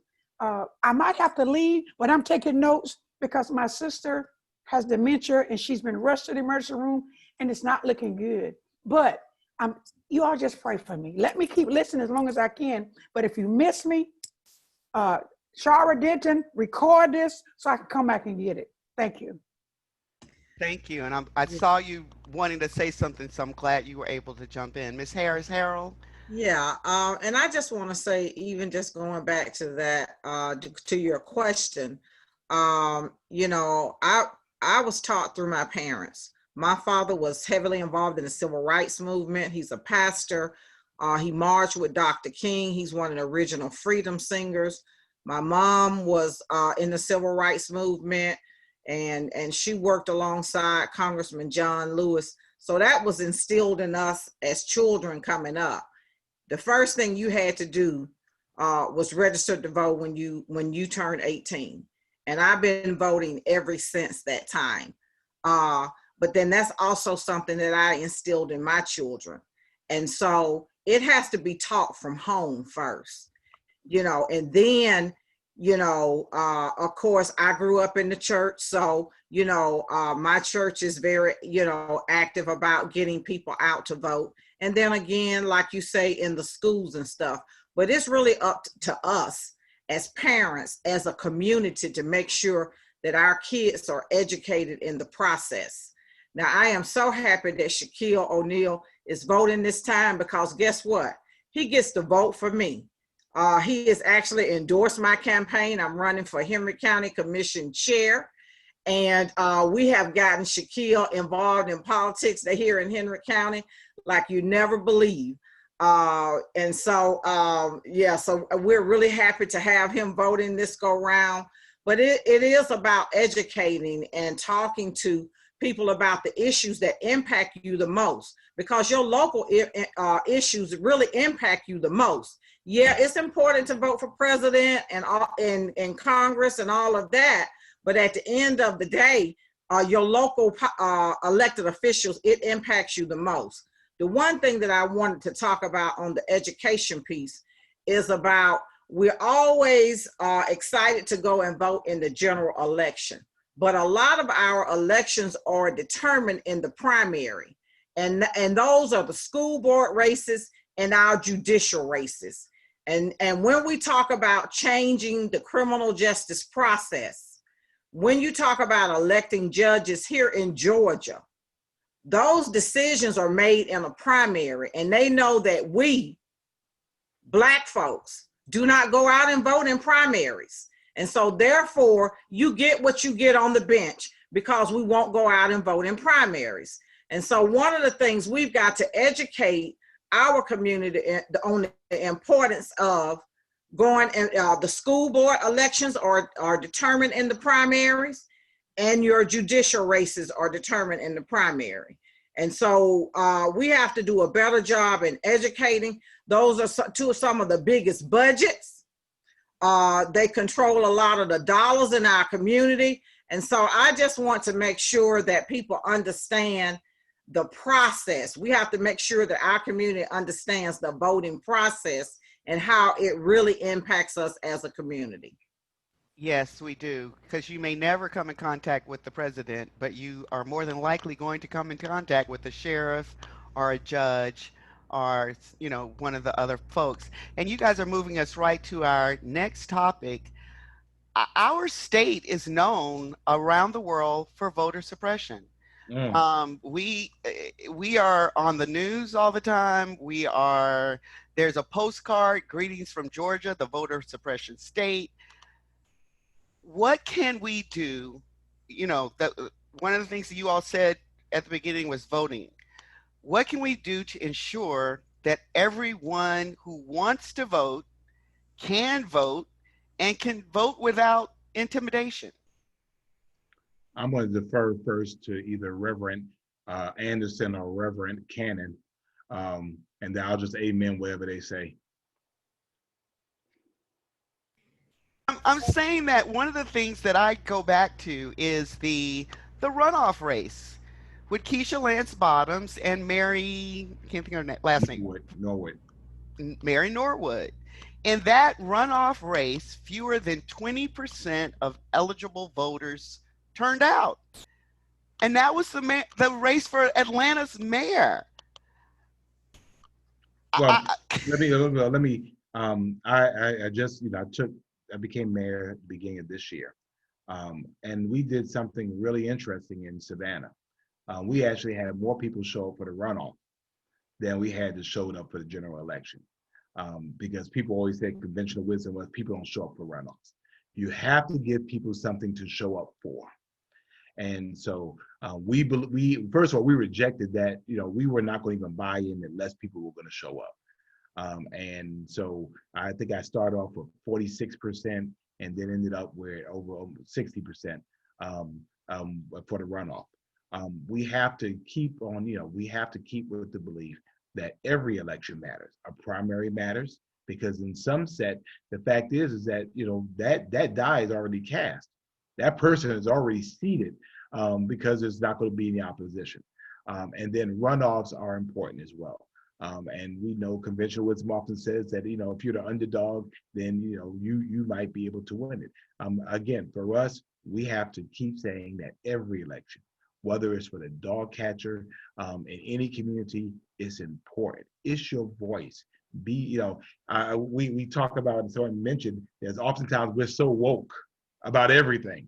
Now we'll protest and we'll demonstrate, but in the way that we demonstrate, the way that we protest is to have our voice heard at the ballot box. That's how you protest.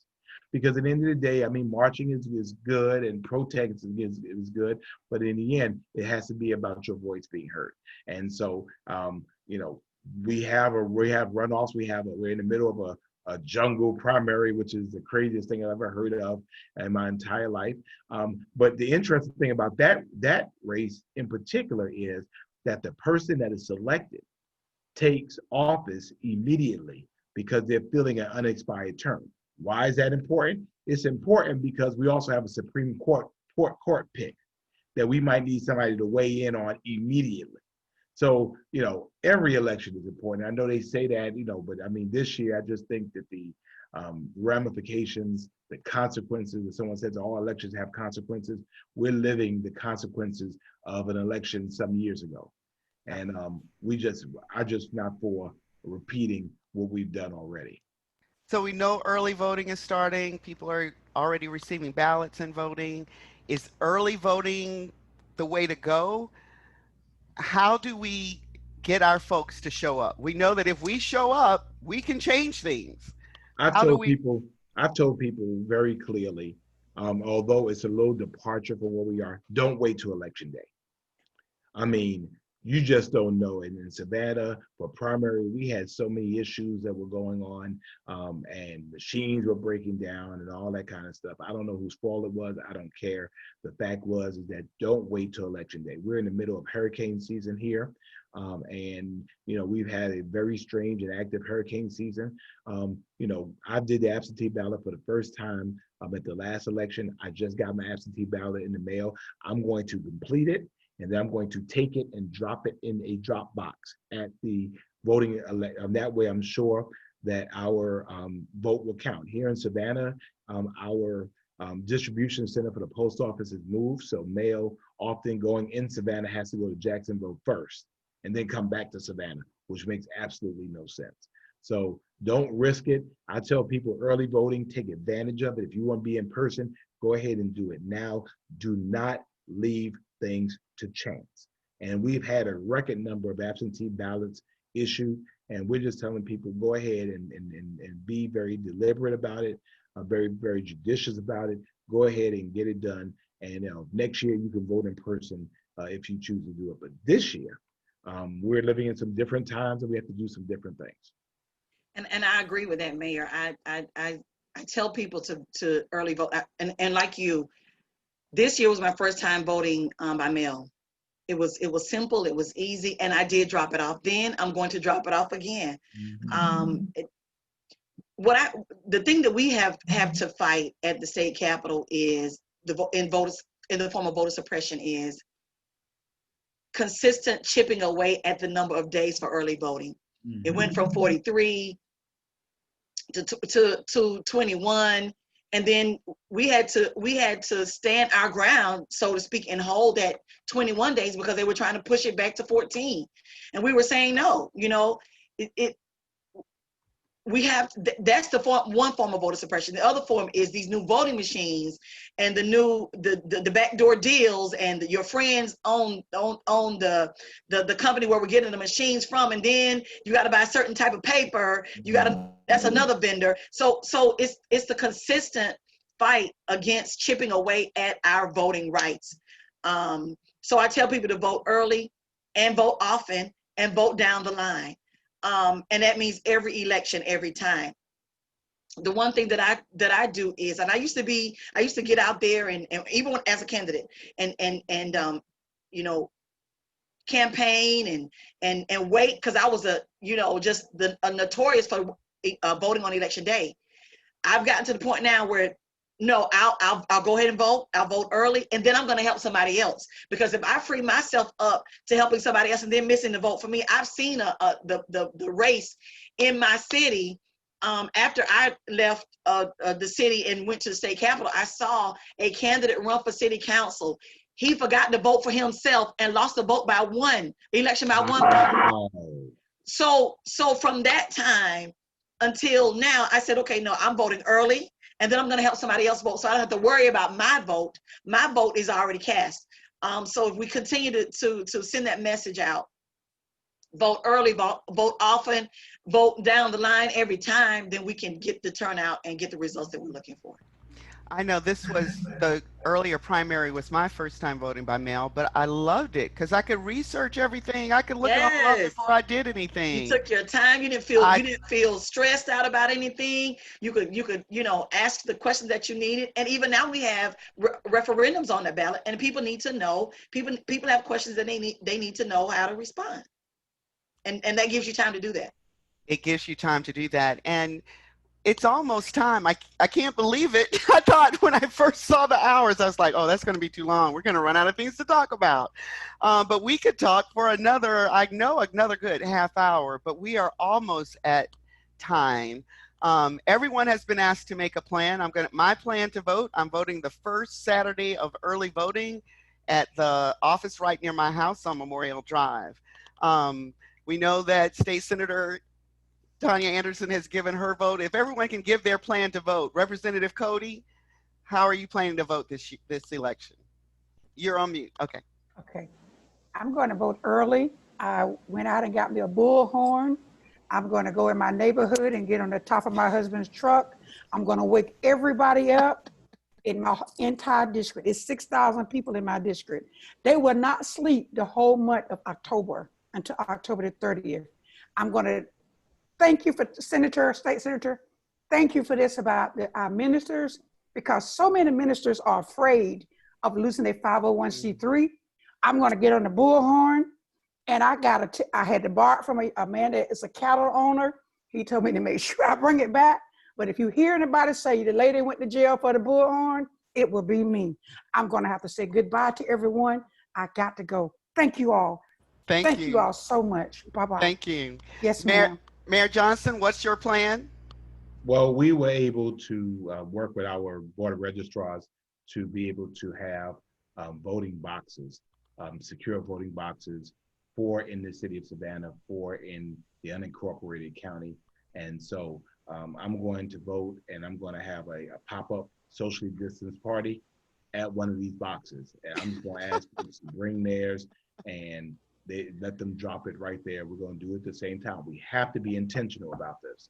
I love that. I'm gonna set up a little party, and the police are probably gonna get called on us.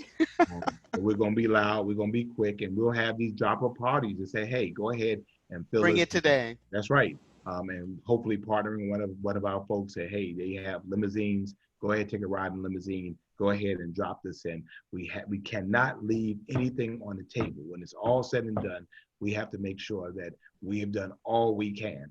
And so as we get into the week of, we want to put chairs out there on election day, give folks water on election day, because again, we just don't know. In Savannah, it could be 110 degrees on election day. And if it rained too hard or something, how we are. If it rains, it won't mess up our hair. And so we want to make sure that we're making as comfortable as people as possible to vote. Voting the census for the next 2 weeks, and then after that, voting is the most important thing we can do. Park Cannon, what's your plan? How are you going to vote? We are marching to the polls, and we're doing it with a coordinated effort that's actually a statewide march to the polls. If you have any organization, any event, it can be considered a march to the polls event. And we are really trying to make sure that everyone knows everything we are doing over these next 3 weeks is marching to the polls, getting folks out to vote. Some people don't know what that acronym GOTV means. Like, get out to vote. Because it's quasi-political and it's quasi-not. But either way, everyone needs to understand what getting out the vote really means. It's not always a big actual march to the polls. It is literally just talking to someone about, have you taken your issues to the polls yet? They're at your restaurant, they're at your nail salon, they are getting some childcare services from you, they're in the hospitals. We're trying to actually each one reach one in the GOTV model and make sure that it is culturally Black. We're trying to make sure it looks like some situations for young folks around the AUC of just helping them see a celebrity moment, but we're also already renting vans from Enterprise so that we can go to our senior buildings and get our beloved folk and get our church folk and make sure that at the end of the day, we have what we need. So please make sure if you don't have a voting plan, it's okay, but you have a very short window. If you have not yet requested your ballot, meaning you haven't asked yet, it's okay, just go online today and fill it out today on the Secretary of State's website so that the ballot can actually come to you, because the deadline that we are setting as a coalition of leaders of the People's Uprising for trying to send back in your ballot to make sure that it gets through the mail wherever you live in Georgia is before early voting ends. Because you need to be able to say, all right, it's the 28th, it's the 29th, it's about to be Halloween. If I have not voted by Halloween, I am scared of what's going to happen because I'm going to have to make a new plan. I have to have a backup plan. So luckily, we are able to actually mobilize folks through this effort. And so I will send it back to NCNW how to create any further events as March to the Polls events. And I will see y'all on the other side of this historic election. What is the date for your March to the Poll? So our event is on not this Monday, but the next Monday. Let's see what date we've got opening that. That's going to be on the 19th. On the 19th, Monday the 19th. Okay.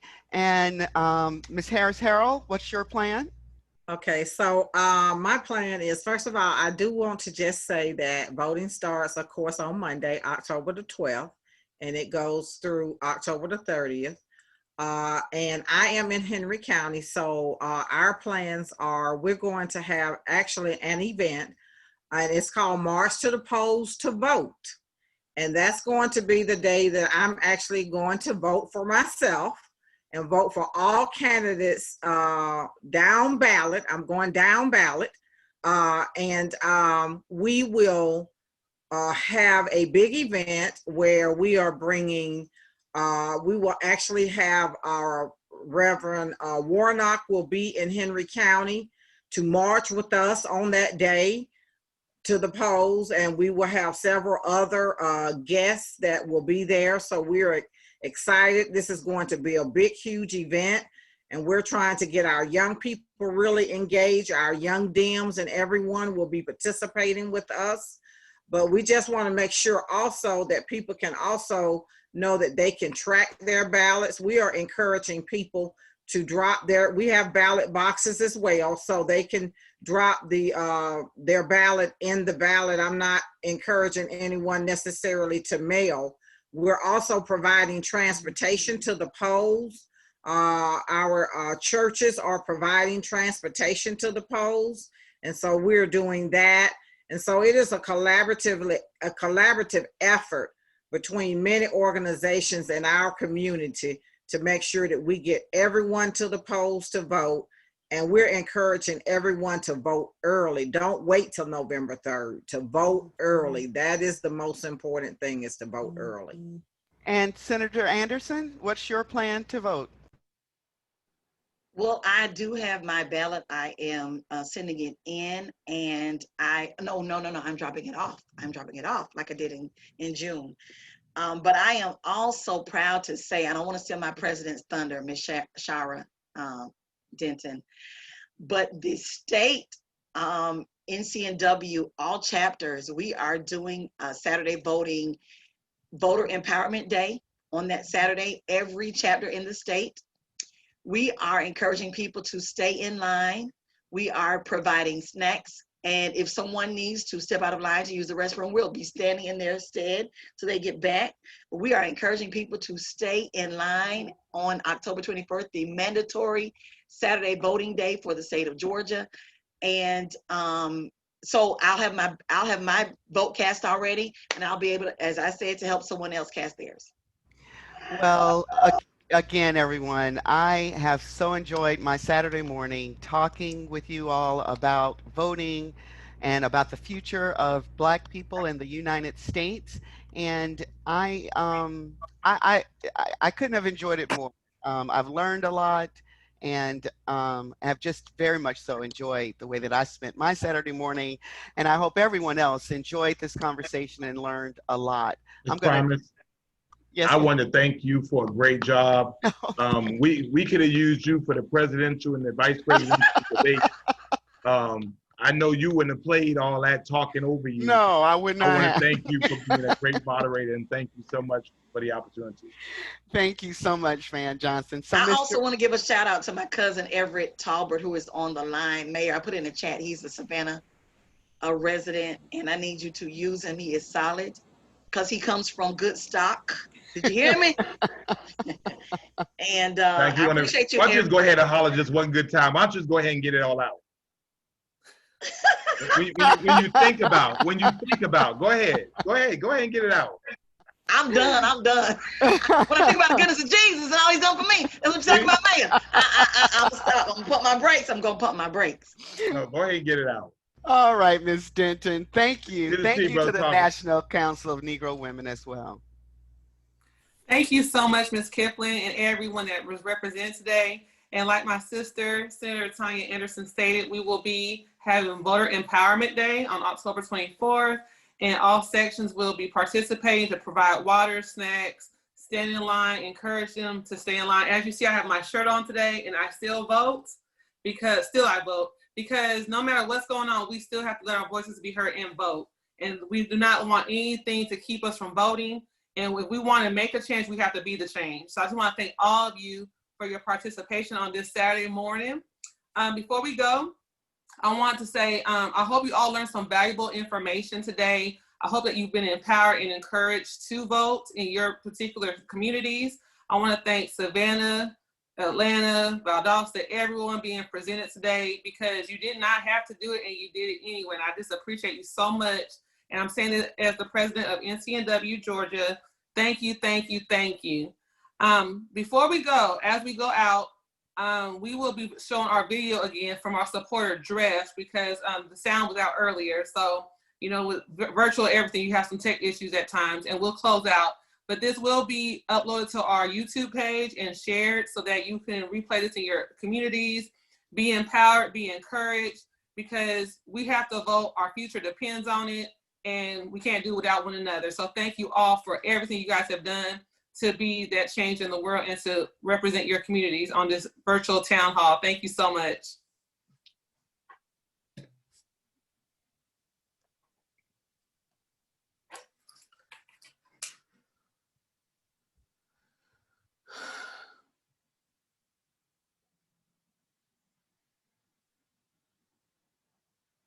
In 1967, Delta Sigma Theta Sorority Incorporated established the Delta Research and Educational Foundation as a public charity supporting scholastic achievement, public service programs, and research initiatives focused upon African American women and their families.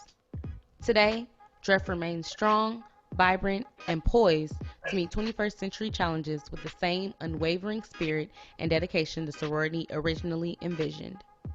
The charge to realize social and economic equality for future generations of African American women continues as the guiding principle. Since 2017, DREF has received funding from the National Institutes of Health to continue its role as a national community engagement partner to promote the All of Us research program through a community awareness campaign that informs African Americans and minorities about the importance of understanding and participating in biomedical research. The National Health Initiative, conducted by the Delta Research and Educational Foundation in collaboration with Delta Sigma Theta Sorority Incorporated and the National Council of Negro Women, is entitled Research Matters: Creating Possibilities to Achieve Health and Wellness for All of Us. The objectives are to engage, educate, and ultimately Americans in the National Institutes of Health All of Us 1 in a Million campaign, a national database primarily comprised of diverse and traditionally underrepresented populations. The mission of the All of Us research program is simple. It is to speed up health research and medical breakthroughs by asking 1 million people to lead the way to provide the types of information that can help create individualized prevention, treatment, and care for all of us. The All of Us research program is a part of the Precision Medicine Initiative created during President Obama's administration. Precision medicine is healthcare that is based on you as an individual. It takes into account factors like where you live, what you do, and your family health history. Precision medicine's goal is to be able to tell people the best ways to stay healthy. If someone does get sick, precision medicine may help healthcare teams find the treatment that will work best. This will help give healthcare providers the information they need to make tailored recommendations relevant to people of different backgrounds, ages, or geographic regions.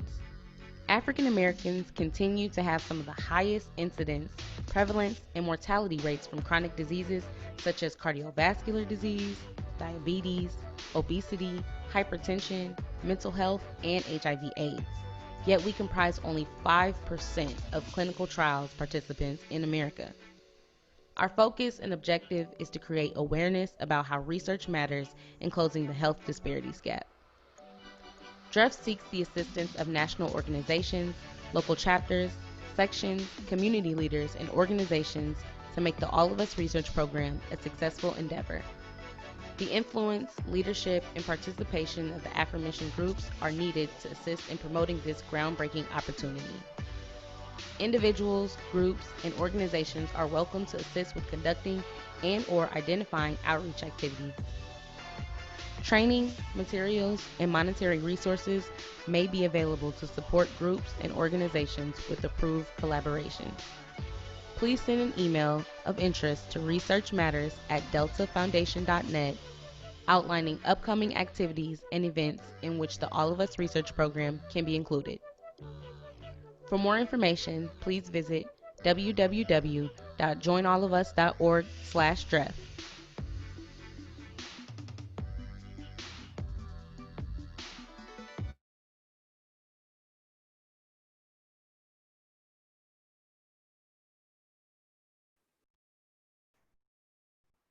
All right, everybody. So that wraps up our town hall. I want to say thank you to everybody. My name is Danielle Dill. I've been currently running everything in the background, but again, just like Sharah said, thank you to all of our panelists.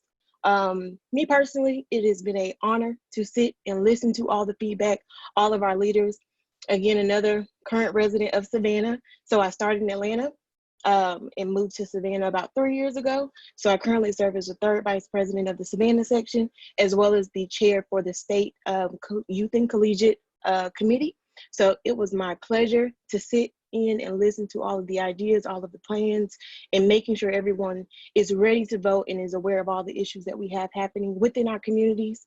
And to our panelists, I just want to say thank you, thank you, thank you for all of the work that you're doing in your communities.